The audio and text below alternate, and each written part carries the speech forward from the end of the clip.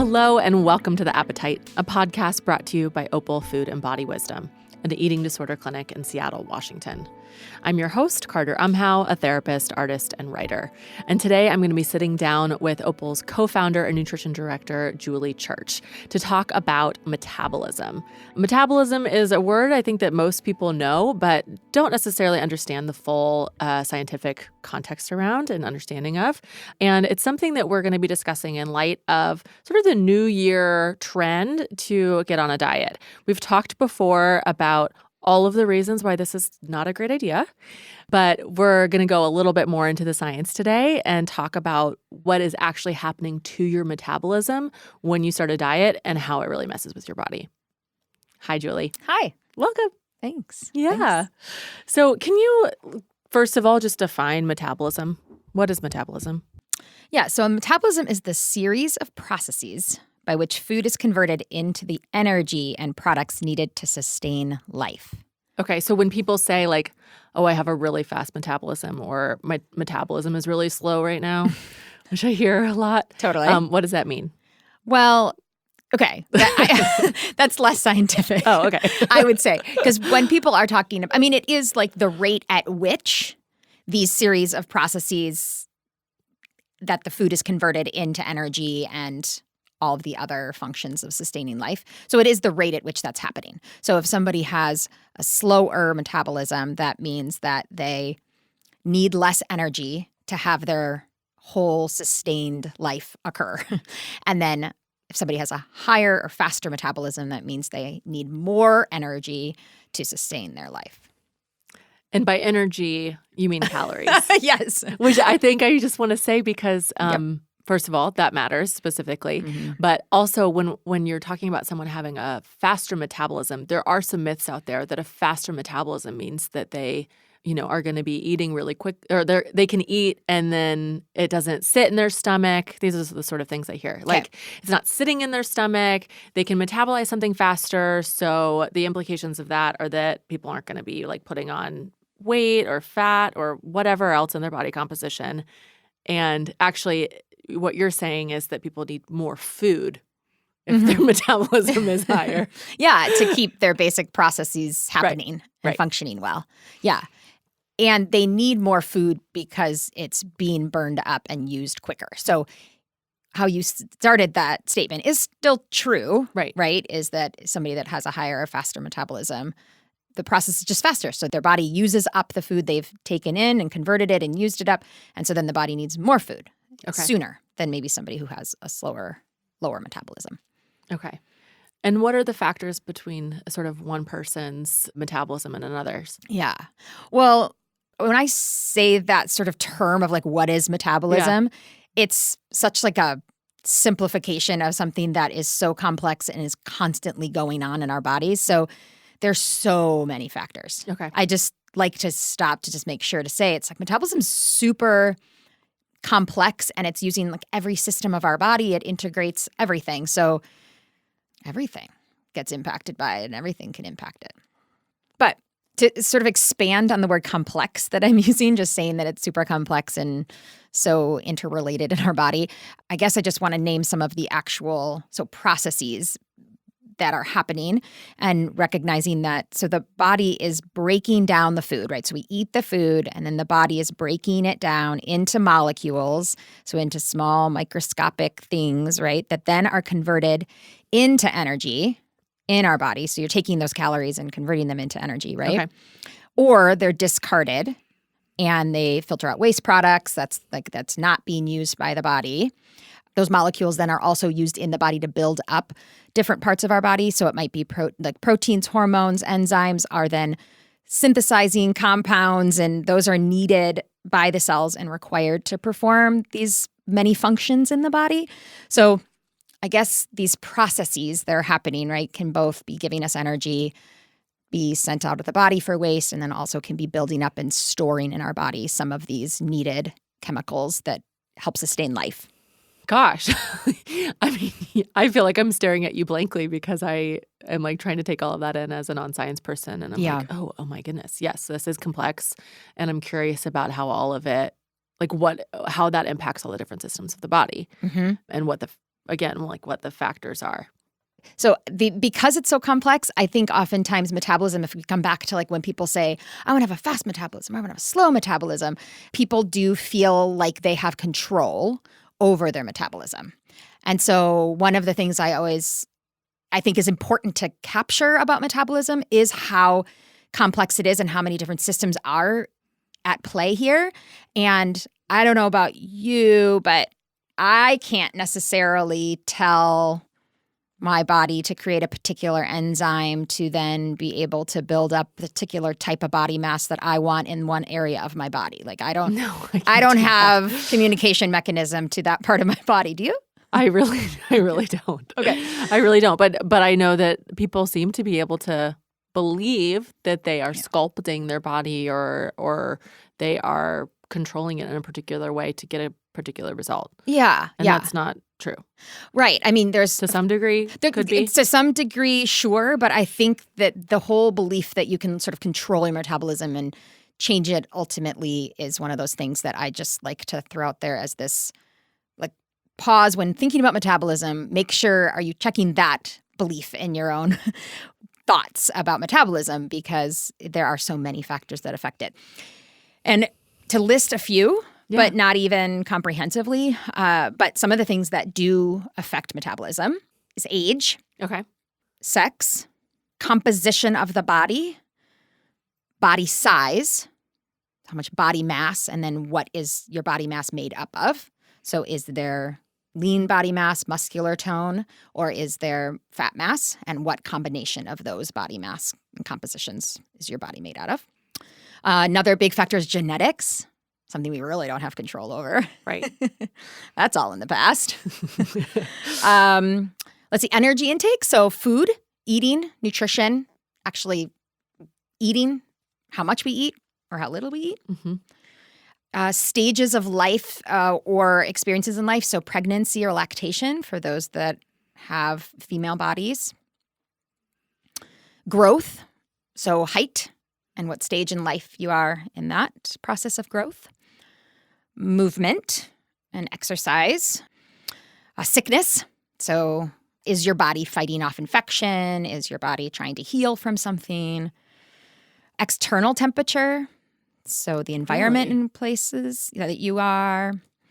Medications and types of pharmaceuticals that could impact what's going on in these biochemical processes within our body. And then some other substances, I guess, related, sort of caffeine, nicotine, some of those kinds of things also. Illicit drugs, right? There's different things that do impact metabolism also that you might put into your body in that way. So a lot of those things sound like they're out of one's control, but some of them do sound like they fall in the realm of being able to kind of oscillate or change with someone's particular season of life or like you said, age even, or how much they're moving or exercising or their activities of daily living. Yeah. All of those sound like they could be factors and therefore manipulated. Okay. Is that true? Some of them could be. I think you're right? I mean, you're naming maybe a few that could be somewhat manipulated to a point. Okay. So I think another teaching point that could be important to name is this. And if you think of just like a bar graph, 100%, like think bar graph totals 100%. Okay. And when we think about metabolism, there are 3 components to metabolism that make that 100%. Okay. So the largest component is the basal metabolic rate. Okay. And is somewhere between 60 to 75%. Okay. So that's the biggest chunk. And I'll explain what that is in a second. And then the next is about 15 to 30%. And that's the thermal effective activity. And then the smallest percent is about 10%, and that's the thermal effect of food. So together, this totals your metabolism. Okay. So getting back to the largest part, which is the basal metabolic rate, that is it's the largest portion of our metabolism, our total daily energy needs. So, okay? Yep. And that is when we are at rest. Our basal metabolic needs are this biggest chunk. So if you are laying around all day long, you need that big chunk of energy intake, which means you need to eat a lot of food, right? Like of your total daily need, you need to take in about 70%, let's say. I'll just use that. 70% of that right there. And that's what's having your heart pump. It also includes lungs and the pulmonary system, and then liver and kidneys in terms of detoxification, Okay. and our brain. So some of the coordination of all of these things going on, right? And how we're thinking about it and how we're feeling about it. So big chunk, all those things are happening when we're at rest. They're all functioning at rest. Okay. And then that thermal effective activity is the part where there can be some manipulation. So coming back to why I went into this as the teaching point is like you're stating, but I could play with some of this and I could impact my metabolism. That is true to a point. But regardless of how much exercise and movement you put in there, it still is only going to maybe max out at about that 30% of your total energy needs. Okay? Because again, the needs go a lot to these vital functions that are just keeping you alive. Yep. Okay. Not to just fuel the exercise that you might do. So you can do a lot more exercise, which means then your body metabolism could increase and change. But you also need more food. Yes. Well, a lot more. Yeah. Right. Okay. So it could impact it slightly, but you just need to keep eating. You still need to eat a lot of food. Right. So, and then the third one I mentioned is the thermal effect of food. And that's just the energy needed to actually to chew, like ingest the food and then digest the food and store the food. So that's the I don't know. I'll say this because I remember hearing this as a young kid even. Celery, it's negative calories. Yeah. Why? Because of that, the thermal effect of food. Okay. Because you look at how many calories it is if you put it in like a testing lab to see how many calories is in it. But then when you actually ingest it, it takes more calories to burn that and digest it, ingest it, store it, or excrete it than that amount that it is. Okay. I think that one of the main assumptions that I've had about metabolism, again, like total myth and just sort of pop science, I guess, has been that it has to do with burning calories and whether or not you're going to be able to burn calories faster and then therefore what your body looks like. Yeah. Like I think that's sort of the assumption. Like I remember even in teen magazines when I was a kid, someone, some pop star or whatever being asked questions about their diet and their exercise routine and like, oh, I eat whatever I want. I just have a really fast metabolism. It's just like runs in my family, super fast metabolism, which could be totally true. Right? Genetically, yes. Genetically could absolutely. be true Yep. that means something about their body composition. Yep. But in order to manipulate your own body, someone else's body, to be like that, it can't really be done. I mean, it can to a point. That's the kind of Yeah. Yes. But there's like such negative ramifications to doing it too. Okay. I'm so glad you said that because that's what I was going to ask next because this whole context of the conversation is diet, right? And that it's harmful to your metabolism. So what are the negative ramifications? Okay. So I think the biggest thing to state is that most dieting, it's hard to not say all, most dieting leads to underfeeding oneself. Okay. So one starts a diet at a particular state in their life. And one of those things is a metabolic rate, like their basal metabolic rate. So that biggest chunk it is at a particular zone. And then when somebody does some sort of intense dieting, then that metabolism decreases. So let's put it this way. So they're living off of a certain amount of calories. They're feeding themselves a certain amount, and then they're living off of that. Then to diet, they're eating less. The body initially adjusts to that by potentially losing some body mass because you're taking in less energy than what your body is using. So then you get a deficit, and the body mass needs to be used for energy. So they're burning off some of the muscle and some of the fat mass to get the calories, to get the energy, right? Which is again, in pop culture, often said as like, oh, that's a good thing, but that's actually really bad. Yeah, I mean, really not so good. No, it's a secondary processy. Like that's not how we're normally supposed to be getting our energy. Right. Okay, but the body can do that, and then if it's a sustained time, and that varies. Honestly, it varies depending on a person. So I can't say what sustained would be, but let's say it's for a period of time. The body then can note this as starvation. And it says, whoa, okay, I don't have enough food and energy every day, and it's looking like I'm not going to get that. So I need to no longer function as if I need a lot of energy. I got to function with the fact that I got to live off of less energy than that. And so then it starts to decrease the processes. So it either slows some of the processes down or it just eliminates some of them. Mm-hmm. So fertility is one that often is seen pretty quickly in a female body. Mm-hmm. And we talked about that with Nicola Rinaldi before. Exactly. Okay. Yep. So that kind of, that's it. Well, we don't need to reproduce. We're in famine here. So no need to reproduce. We don't have enough food for offspring. No way. Or to sustain pregnancy. So forget that one. And then maybe hair, skin, nails, those external things that aren't that important to the vital functioning, those aren't going to get nutrients. So there's going to be processes that stop functioning and stop asking for the nutrition and the energy. And then for the things that are sustaining life, it's going to be like a heart, like cardiovascularly, let's say.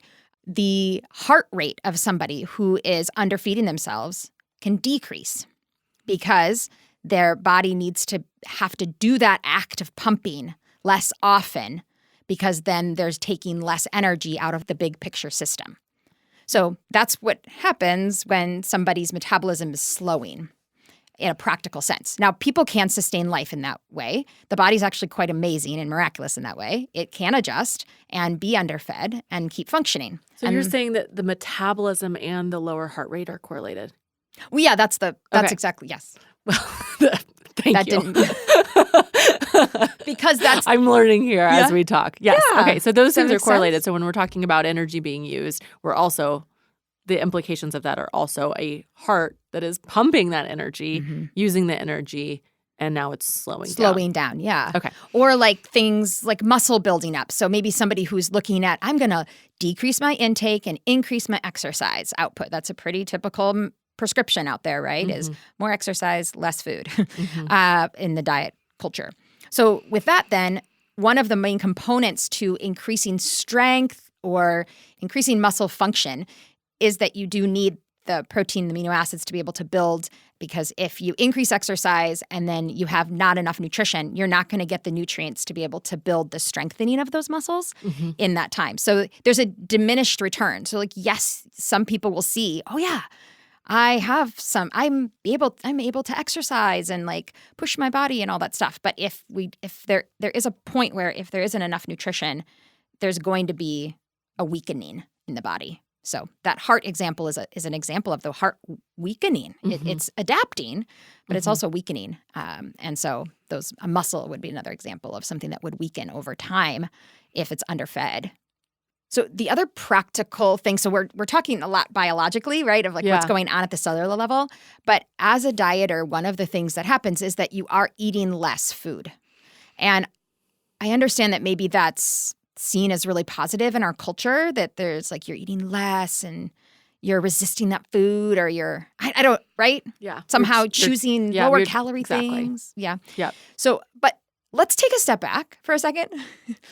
And is that actually an enjoyable experience? Is that actually a sustainable experience? The big picture is that when somebody has a slower or lower metabolism, to maintain one's body weight, if that's the goal in this whole diet thing, is that then you have to eat less food all the time, consistently. Okay? And I just think that that's something that I don't think people really totally grasp, that to maintain a lower metabolism means you're eating less calories overall. Forever. Yeah. Forever.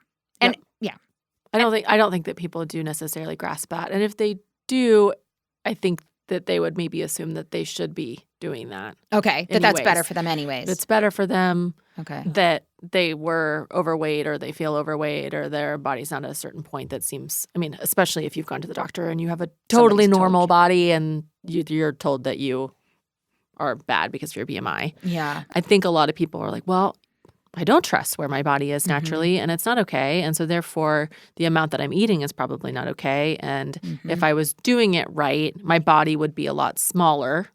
That's the way that I was intended to be, smaller. Yeah, right. And so a smaller body needs less food, so I should just have less food, and then I'll get there and I'll stay there. Yes, and that is an adaptation to one's natural set point Right. or natural way Right. that they were supposed to be. Exactly. And then in that smaller body, it's like the feeling of, oh, this is how I was meant to be. Mm-hmm. The common phrase of like, oh, there's a thin body inside of that Yes. other body. Yes. Mm-hmm. Totally. Cringeworthy. Cringe. Yes. Yeah. And I know that our episode 32 talks a bit more of the dangers of dieting, and it gets into, I would say, less of this biological scientific realm, and it gets a little bit more into the food relationship and psychological impact of this. And that's called Caution, Don't Start a Diet, for those that want to go back and listen to that. And that's where my heart goes more than into the science. Like I just like I can't move on from talking about having a lower, slower metabolism without saying what this really means is like you have less freedom with food. And to say it again, we've probably said it a million times, like your body's telling you what you need by giving you those hunger cues, giving you the sort of enticement even that is there when you see something on a menu that's so exciting to you. Like that's a biological message that's being sent to your brain to tell you to eat more food. Yeah. And I think our philosophy, our approach is just that we would come to know our own bodies and stay connected to that and find the sweet spot for each of us individually. And that does mean embracing and accepting the natural metabolism that we have and eating the most and have, the most that you possibly can in that realm of metabolism. Because what that actually means, the most key factor for metabolism is that you just need to eat enough. And nutrition is such a huge, huge component to it. So if somebody isn't eating enough, they're naturally going to have a slower metabolism.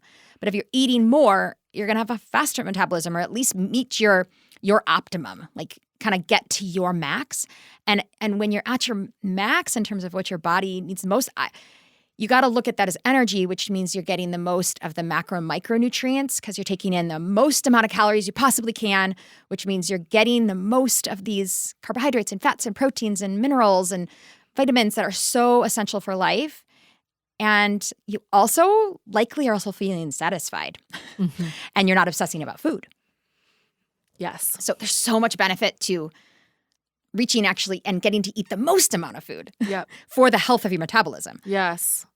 Too. That's actually reminding me of something totally non-food related that I've been discovering right now about myself, that I had a long season of burnout and exhaustion and stress, and I am no longer in it, which holy hallelujah. Oh my God. It's the best. But I'm noticing, thank you. I'm noticing that I'm able to think about things that I didn't notice I hadn't been thinking about for years. Like, I said on eating styles a long time ago about meal planning. I've been meal planning. I can send a birthday card. I can think ahead in ways that I hadn't noticed was a possibility. I knew that I was behind on everything in life, but I hadn't noticed the impact. And as you're describing this with getting the maximum amount of nutrients, that's sort of it, where I have enough rest to be able to think into kind of deeper processes emotionally and then also logistically, in the same way that I would imagine those minerals actually being able to be absorbed when you have enough nutrients in your body and enough energy for your body to actually be able to sort of lean into the more complicated processes like fertility or a very healthy heart rate. Maybe not as extra, but kind of reminds me of that. Yeah, I can hear that. I do. Yes. It's living to your max. Yes. Not that we all need to live to our max, but it just is I think people have that misconception that somehow living to your max is eating less. Right. So in terms of long-term impacts, I do want to understand more about what happens to someone's body, what can be expected, what happens to their metabolism, maybe after the diet is over and they have, in recovery from an eating disorder, gotten to a long period of time where they're actually getting their needs finally met nutritionally. Okay. What's happening and what can be expected? So in terms of metabolism being affected long-term for those that have been dieters or have experienced eating disorders, the research right now it goes in all directions. So we're finding that some bodies will be really strongly impacted by it and their metabolism will not rebound. So like not come back up to the higher amount that they naturally were before they dieted or before they were in the throes of an eating disorder. And some people, it will rebound and it will be back up to the same amount that they were at before their diet or before their eating disorder. So it really depends. Okay. And we aren't able to predict based on assessment or factors that when we meet somebody or we're assessing somebody, there isn't science right now that clearly says these people are going to have sustained low metabolic rate based on the fact they've been doing all of this to their body, and these are not. So it's a risk, Okay. I guess. And there's a couple examples of where these studies have come out of. So one was done in the 40s, something called the Keyes study. So Ansel Keys was a scientist who was studying metabolism and did a exercise at the University of Minnesota that took men that were conscientious objectors to the war and were used as subjects to kind of see what does starvation do to the body and how can we learn how to refeed people after starvation, because there were people in war refugee camps and concentration camps that they were trying to understand how to safely restore people to health. So these men voluntarily said, I don't want to go into war, so I will put my body into this semi-starvation state and be monitored. So they did this for 6 months, and then they monitored their lots of things. So you can look up their psychological impact and the food relationship impact, their relational, social behaviors, all those things. But metabolically, to get back to our focus today, is metabolically, they did have some of them that definitely had decreased metabolic rate throughout the process and then long term, and then some that rebounded back. Never again are we're ever gonna be able to semi-starve people. It just isn't ethical. Mm-hmm. So that is a pretty rare pocket of research and data that we have. I mean, that's a study that I'm familiar with, and I think I remember that semi-starvation in the study was like 1,500 calories or something. Right. Which I'm saying out loud because I know that there are a lot of recommendations around like what's normal or what would be sort of a good average thing to just like kind of lose some calories and lose some weight. And I think when people hear the word starvation, they probably think about something different. Yeah. So I just wanted to put that number out there because this is, a number that I think people often hear as being semi-adequate. Totally. And there were huge ramifications. Yep. As these men were eating this amount of calories on all of those realms of their lives, like you mentioned. Yes. A more current modern example actually is The Biggest Loser. Okay. So it's obviously not research, but there was a lot of data collected during the shows. And so there was actually a published article in the Medical Journal of Obesity, quote unquote, I hate using that word, in 2017. And it also named the metabolic impact of those that have gone through The Biggest Loser show. Again, clearly they saw that many of the participants during the show, their metabolic rate decreases significantly because they're eating so much less. And then for some of them, it's stayed low. And that's where scientists are going, why is that, right? Some of them have regained weight, so their body mass is larger again. And so that would make sense, like, oh, well, now their body mass is larger, so their metabolism should increase again. And that's not happening. And so there's just mystery, again, still some uncertainty and unknown around it. But I just want to sort of name again, like, dieting does have that risk of impacting metabolism long term, which then would have somebody end up maybe having to eat less food to meet their needs and not ever feel satisfied. Like it's a mess of long-term stress. And I would say it's just an evidence that dieting is a stress on the body is more than what anything is just saying like, yes, this is hard on the body to underfeed it. Mm-hmm. It just is. And the body is confused about where it is. Like, Is it in famine? Is it not? Do I have access to food? I just think the body's confused and we're not finding clear answers as to how to prevent the metabolic impact. Mm-hmm. And the confusion on the body then, I would imagine, creates a lot of unnecessary preoccupation with food in one's life as the body tries to figure that out. Absolutely. To figure out what they need and is maybe constantly thinking about food and if they're getting the right thing, or maybe they're trying to still live by these diet rules and they're just preoccupied by it. Absolutely. Yep. There's more to life. I know.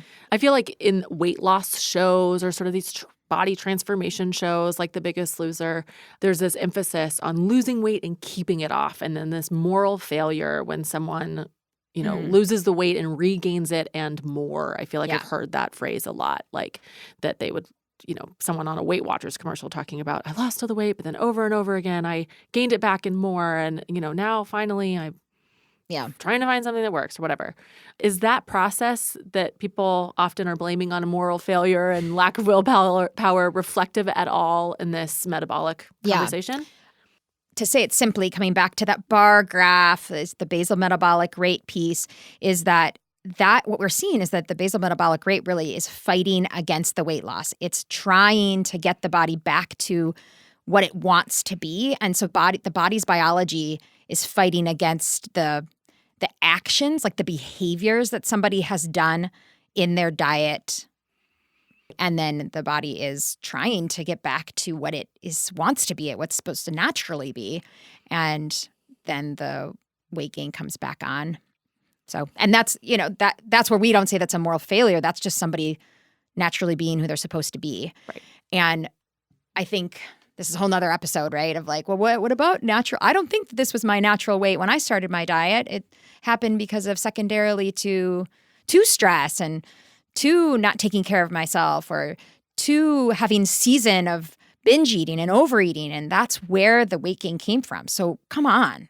Can't I do something to get rid of that body weight and that mass? And that's where our philosophy and this approach would say, as you care for yourself, who knows what your body's going to do? But if you underfeed yourself, it's going to have long-term ramifications that aren't going to actually provide health for your body. But you can care for yourself, and it may or may not impact your weight. Mm-hmm. So, and your weight may have changed for some other factor because of some other factors anyways. Sure. Right. There's so many reasons, right? Right. Yeah, I only listed a few, I suppose, right? Of like why somebody might think, well, this is why my body changed. Right. But as a kind of culture right now, we are in the season of emphasis on weight loss, or at least emphasis on a sort of a lifestyle change, diet and code. What would you say for people as they're kind of surrounded by those messages right now? Let the body be the body. Yes. That's what I want.